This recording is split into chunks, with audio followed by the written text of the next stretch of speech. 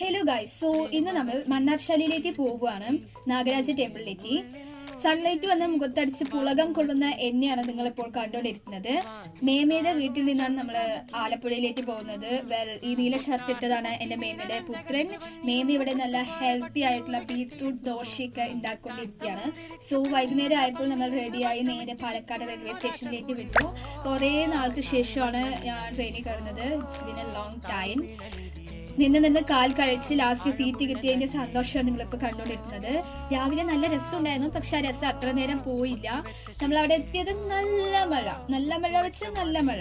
Then നമ്മൾ എന്തൊക്കെയായാലും അമ്പലത്തിൽ പോകണല്ലോ. ഓക്കെ, അപ്പൊ നമ്മൾ അമ്പലത്തിലേക്കൊക്കെ പോയി. ബട്ട് അമ്പലമൊക്കെ അടിപൊളി. എന്താ പ്രശ്നം എന്ന് വെച്ചാ നമുക്ക് അകത്ത് നിന്ന് വീഡിയോസ് ഒന്നും എടുക്കാൻ പറ്റില്ല. So it's A task. ഞാൻ ഉള്ളിൽ കയറി ഷൂട്ട് ചെയ്യാന്നൊക്കെ വിചാരിച്ച് ബട്ട് നടന്നില്ല. ഓക്കെ, നമ്മൾ എന്തൊക്കെയായാലും വയറ് ഫുള്ളാക്കണല്ലോ. സോ നമ്മൾ ഫുഡ് കഴിച്ചു. ദെൻ നമ്മൾ അൺഎക്സ്പെക്റ്റഡ് ആയി സുരേഷ് ഗോപിനെ കണ്ടു. ദെൻ നമ്മൾ അന്നദാനം കഴിക്കാൻ പോയി. വയറ് ഫുള്ളായിരുന്നു. ബട്ട് വെരി അൺഎക്സ്പെക്റ്റഡ്ലി നമ്മൾ അമ്പലപ്പുഴയിൽ പോകുക എന്നുള്ള വിവരം ഞാൻ അറിഞ്ഞു. I was so happy, like totally. മുഖം ഓയിലി ആയതിന്റെ സങ്കടമാണ് നിങ്ങളിപ്പോൾ കണ്ടുകൊണ്ടിരുന്നത്. Ambalappuzha it's a like emotion, you know.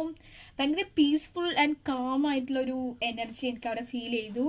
Then Ambalappuzha പാൽപ്പായസം അടിപൊളിയാണ് ഗൈസ്, അടിപൊളി. ഈ ബലൂണും പൂവും ഒക്കെ കാണുമ്പോൾ എനിക്ക് അങ്ങനെ വീട്ടിലേക്ക് പോകാൻ തോന്നുന്നുണ്ട്.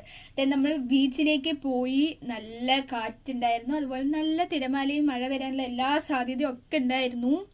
ദെൻ നമ്മൾ വീട്ടിലേക്ക് പോവാണ്, പാലക്കാട്ടിലേക്ക്. തൃശ്ശൂർ നമ്മൾ ഇറങ്ങി, അവിടെ നമ്മൾ ഫുഡ് കഴിച്ചു. ദെൻ നമ്മൾ മേമയുടെ വീട്ടിലേക്ക് പോയി. രാത്രി വീഡിയോ എടുക്കാനുള്ള ശേഷി ഉണ്ടായില്ല. പിറ്റേ ദിവസം നമ്മൾ നമ്മളുടെ വീട്ടിലേക്ക് പോകണം. അപ്പൊ ഇന്നത്തെ ഇത്രയേ ഉള്ളൂ. ബൈ.